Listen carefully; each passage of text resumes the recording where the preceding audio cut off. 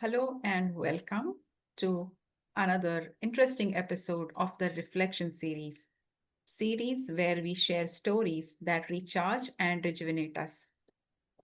And today we have with us Samantha White.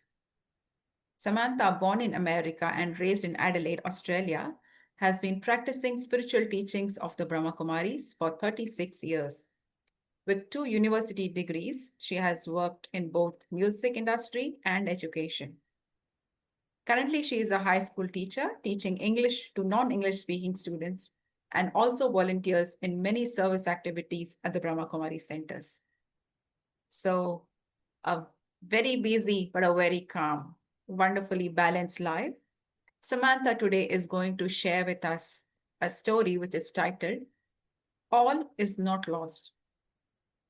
She will share her story about the journey of the heart and overcoming grief and loss through finding meaning in adversity.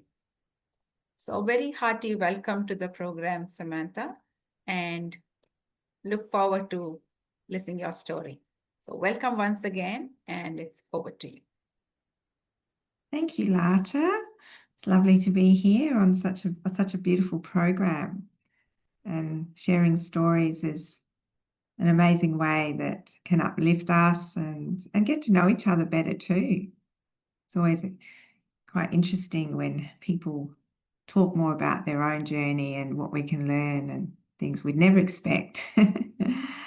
Yeah, so I'm a very grateful meditator and student of the Brahma Kumaris, and I'd like to just share a bit about some events in my life that were profoundly transformative and things that helped me along the way.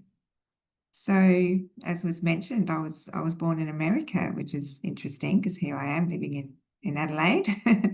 My parents actually were Australian, my late parents, but my father was working for NASA he was a scientist and he had a job at NASA. This is in the 60s. And that's when I was born, myself and my twin sister, actually. Very interesting time to come into the world, especially in America. And there in Baltimore, where there were curfews in the streets because of the civil rights movement. And I had very interesting parents. They were both from Sydney originally, and they always had a strong social justice attitude to life. And growing up, I remember one of the main values they instilled in myself and my sister were, we need to give back. And this is all makes a lot of sense to me now, being a lot older and putting values like this into my life over the years. And at times it's been challenging, and I've had to go back to those values to really see what's really important. But something I was very acutely aware of, which made an impression on me as a child, and I remember finding difficult, was the awareness that whereas my little world with my parents was pretty much a happy world and a safe world, I was always aware that there was the opposite of that happening around me, and in that case, being born into that area in the world where there was so much strife and sorrow and danger to some extent, sort of being aware that even though I'm okay, there's many others around me who aren't okay. And that never really sat with me very well. And even as I grew older, I was still aware of that. And I remember when we eventually came back to Australia and we settled in Adelaide because my father got a job here. Just things around me that I'd be aware of, like some neighbours, for example, having issues and there being a lot of unhappiness, or just things I would notice around me. And so these questions would form for me, like, why is there unhappiness in the world? Why can't those people have the same happy life that I have? Why can't those people over there have loving parents or things like that? So for me, it's about coming to terms with the duality of living in today's world. That on one hand, there can be great joy and great happiness, but on the other hand, there's also darkness and sadness and suffering. And even though it may not be happening right here in my own little world, it's definitely somewhere close by often. And trying to come to terms with this, and very grateful for parents that modeled compassion for that, and that were always trying to do something themselves for others. We're always, especially championing people that didn't have a voice, or the way we put it in our kind of Western languages, minority groups that don't have as much sway or have a voice, etc. And even reflecting back to that time of being born in America, my father used to go and help the Black activist groups in his spare time. I don't know how many of his white colleagues knew that he did that, but he while he worked on NASA during the day, then he'd spend other times going and championing the cause at the time. Because as long as there's inequality, then there's going to be suffering. And so as I got older, I think this sensitivity in me really, in a way, became heightened. And it was hard. It can be hard living with sensitivity to things, because you can feel that pain in others. And what do we do with that? How do we work with that? How do we learn to live in the world with a heightened sensitivity? And one of my main careers has been music and being a musician, and artists do tend to have that heightened sensitivity or emotional, sort of deep emotional, sometimes out of balance emotional natures, but then from that same place comes expression and art, and which is all a part of life and very necessary. But as I was getting older into my teens, I started to really, experience quite a lot of challenges. And then at the same time, there was a sadness that came upon my family because my father was unwell and he'd been diagnosed with a terminal illness. So that was really tough to digest and to understand what that would mean, like possibly losing that significant person in my life at a much younger age than I expected.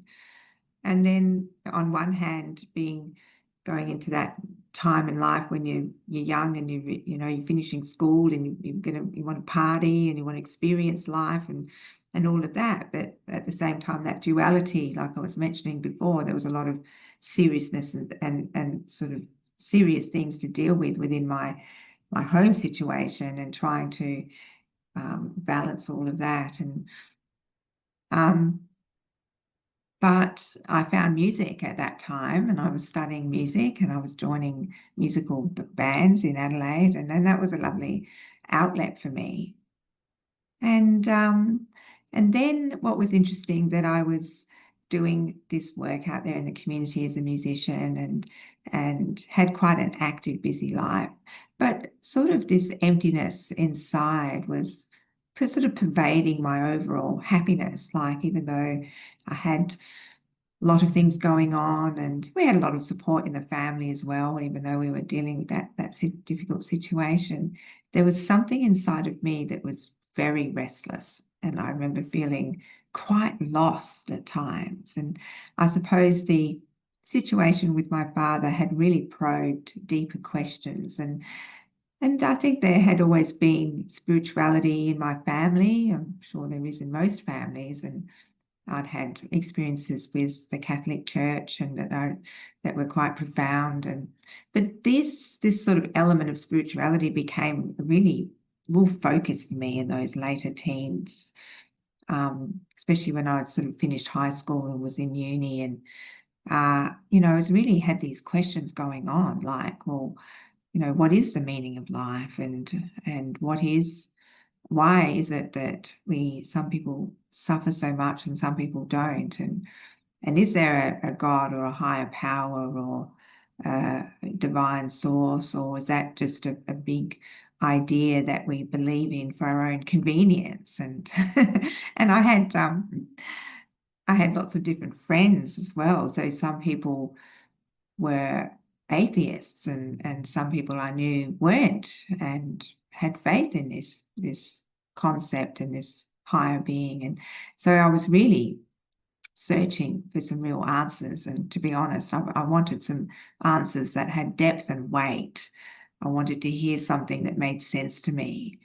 And to help me deal with the fact that I was on the verge of losing a parent, which is when you're a young person is quite sort of significant experience to be dealing with. And what's going to happen after that?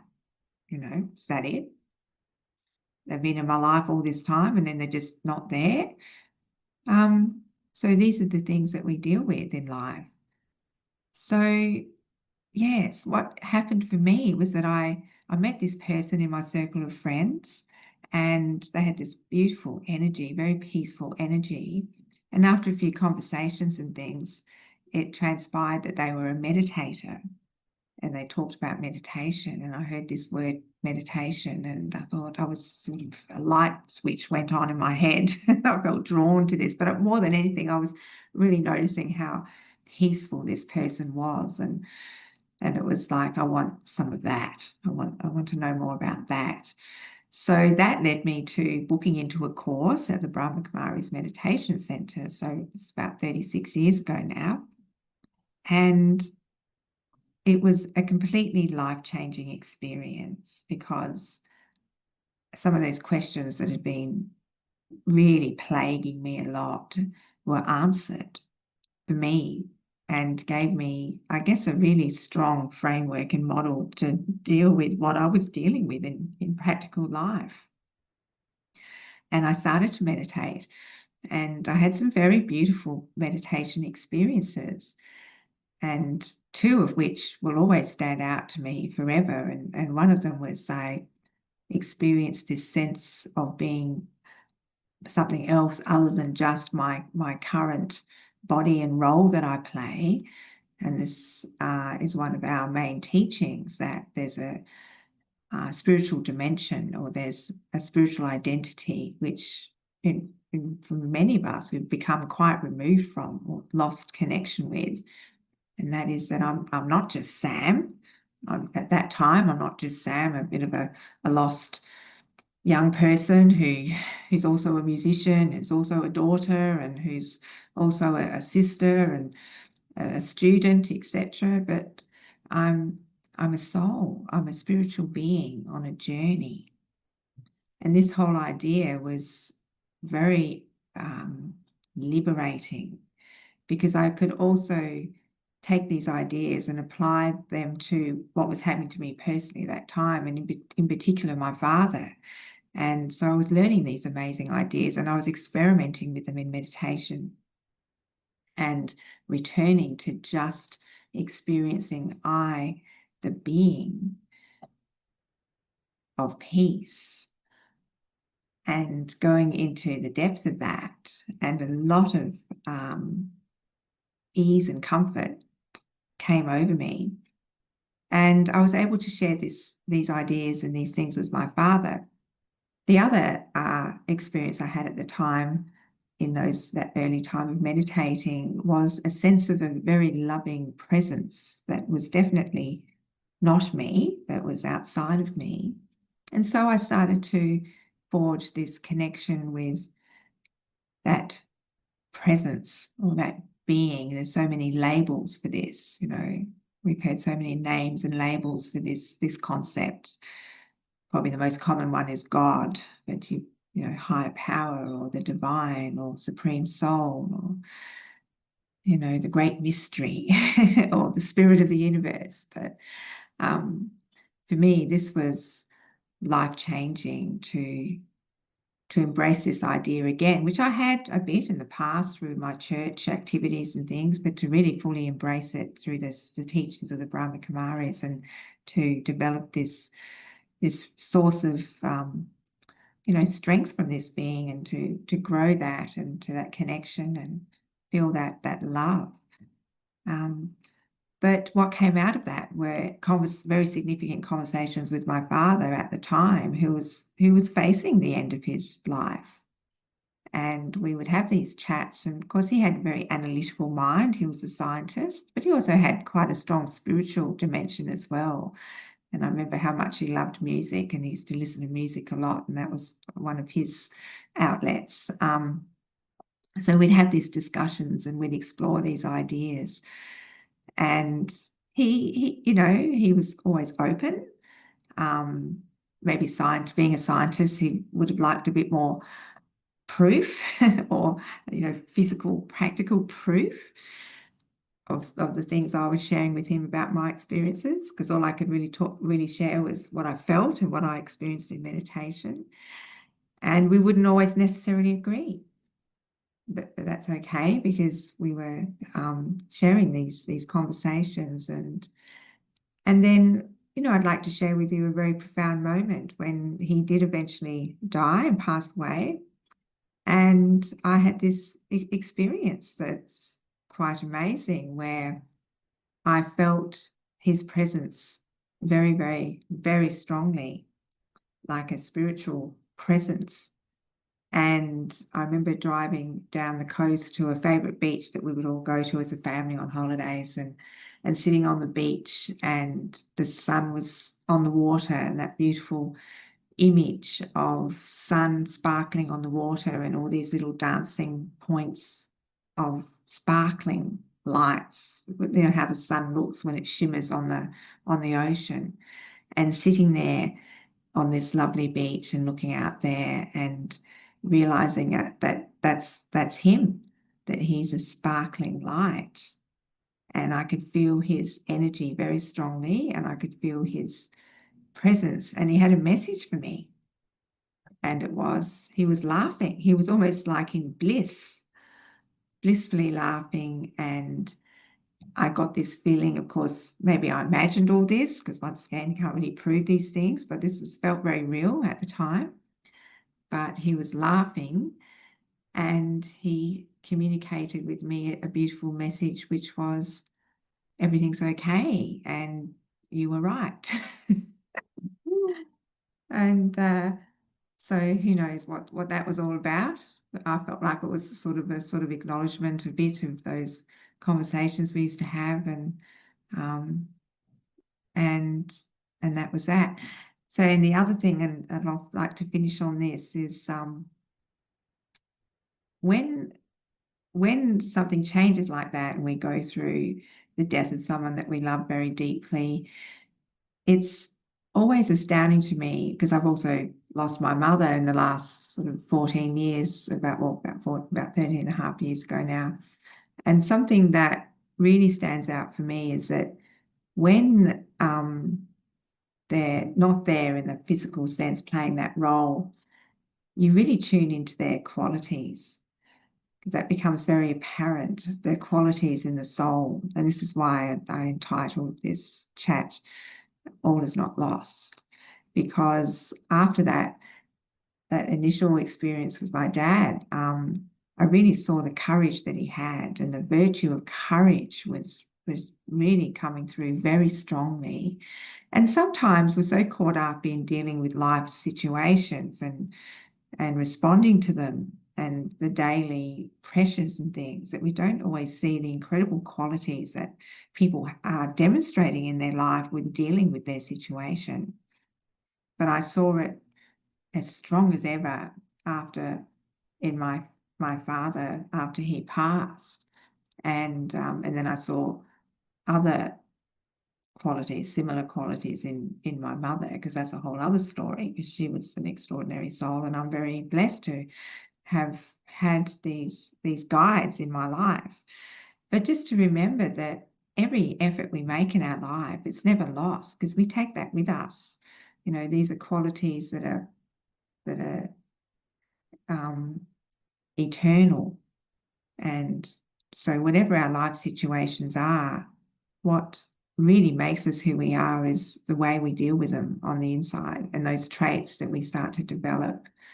And for myself, seeing that quality in my father and going through that courage that they had to deal and face what they had to face.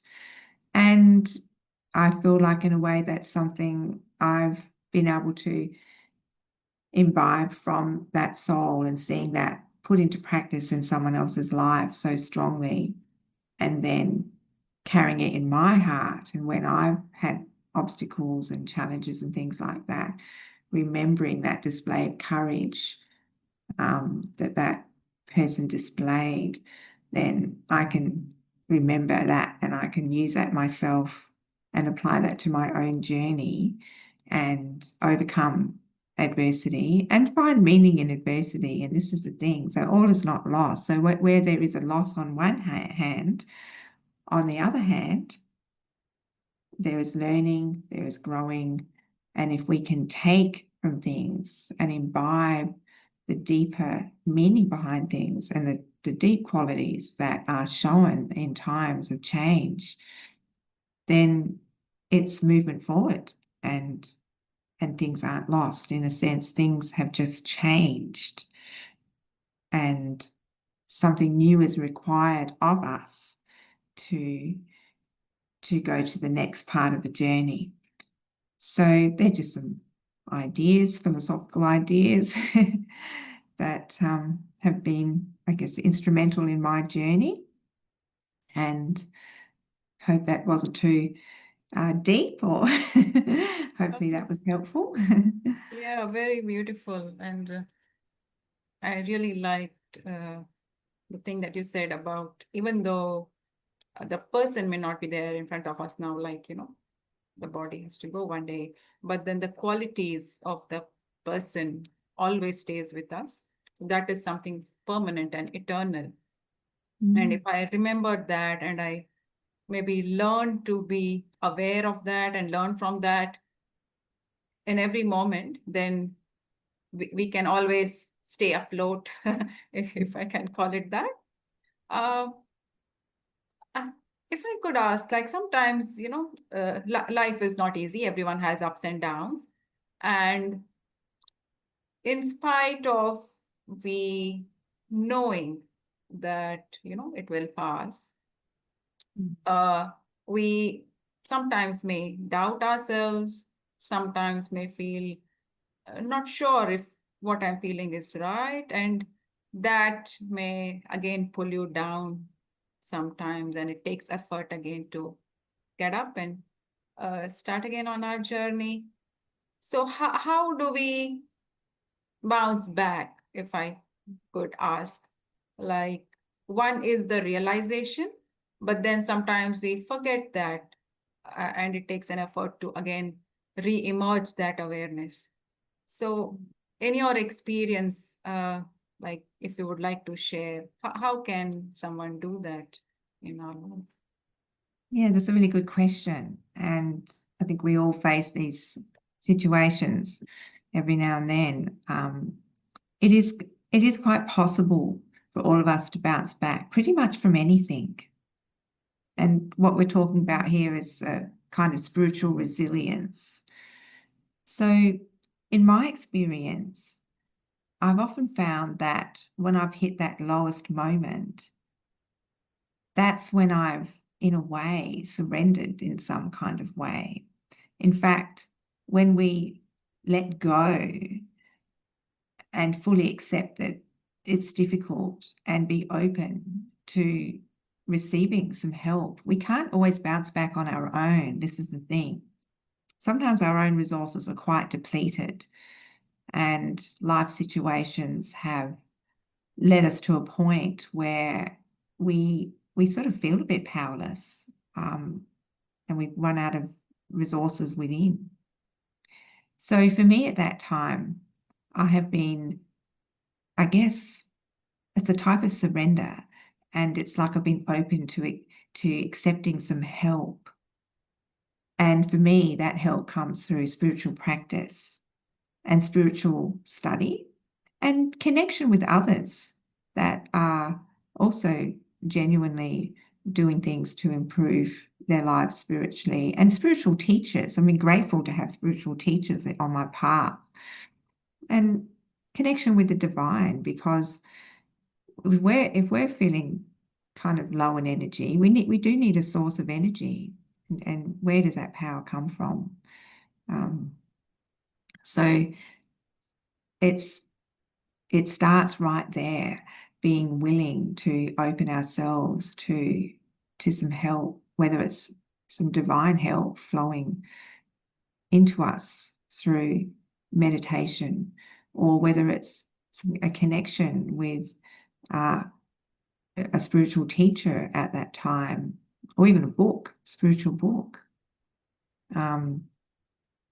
And somehow, somewhere deep inside, a little spring gets put on again, or something wells up, something from the spring wells up again and propels us forward.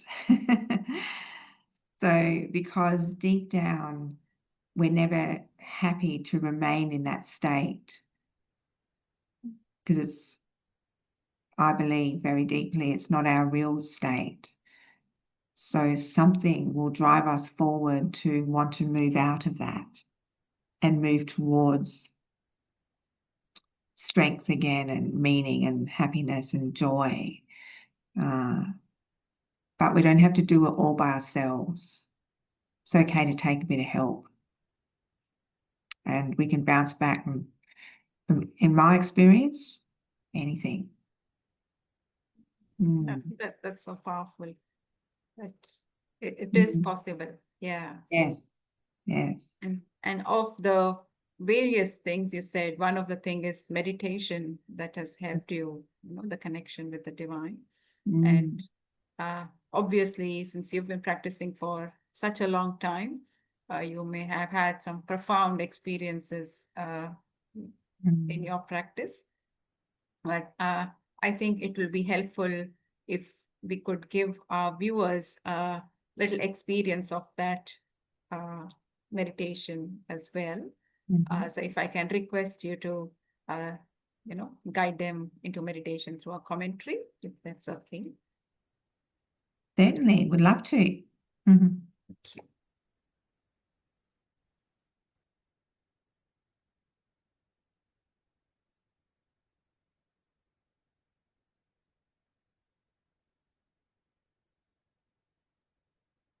Om Shanti.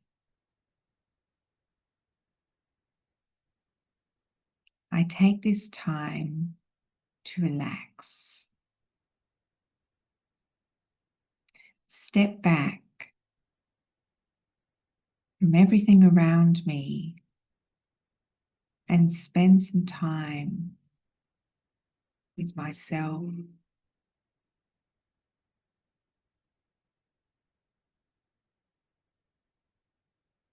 Focusing on my breathing.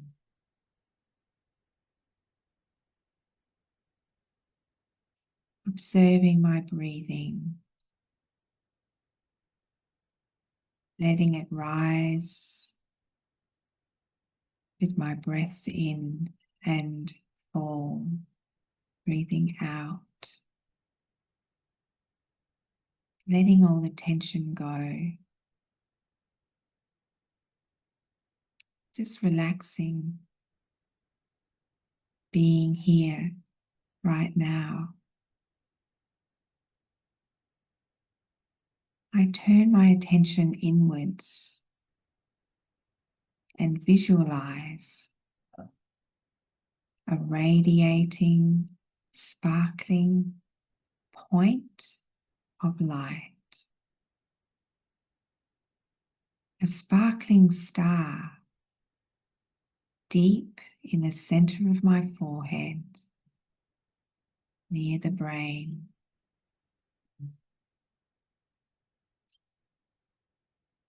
I am a soul, a powerful, radiating, conscient energy.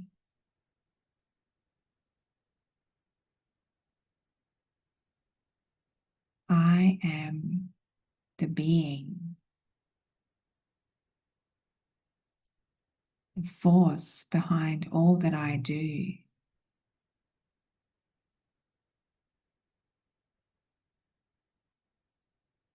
I step back from all the roles I play and just focus on my original state of peace.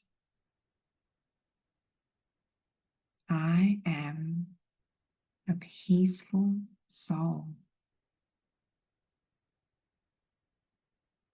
powerful, pure, loving. I am the eternal energy that drives everything I do and am part of.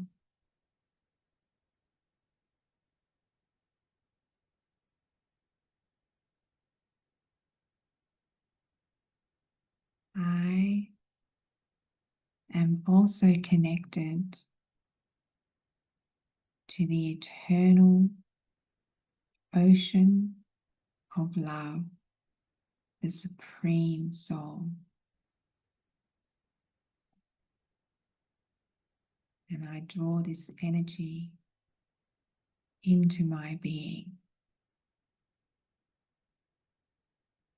and accept the unconditional love of the Supreme Source of love into I, the soul.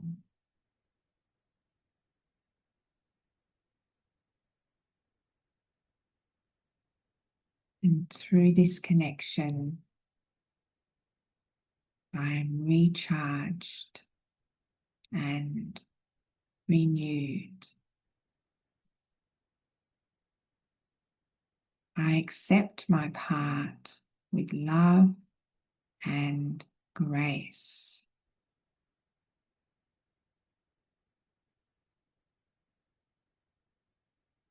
Because only I can play this part.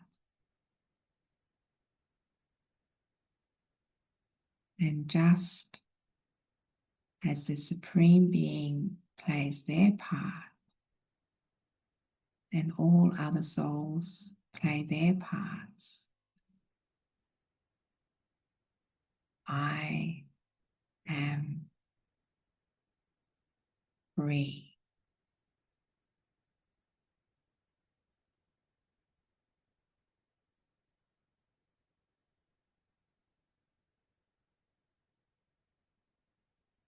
I gently bring myself back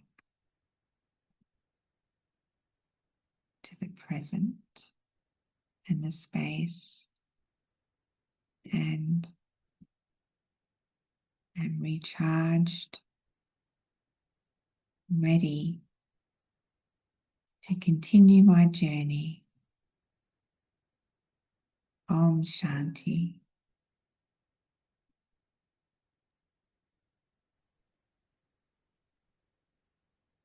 Thank you very much, Samantha, for Thank you, Naka. sharing your story with us today, sharing your experiences and insights with everyone. We have truly enjoyed it and we truly appreciate your coming and sharing on this program. And I would also like to thank our viewers for joining in. And if you would like to know more about us, please do visit our website www.brahmakumaris.org.au. All the information about our centers, retreat centers, and the programs and courses offered is all available there. We would love you to visit our center at some point. And we hope you enjoyed the episode and took some inspiration about it. So till next time, take care. Om Shanti.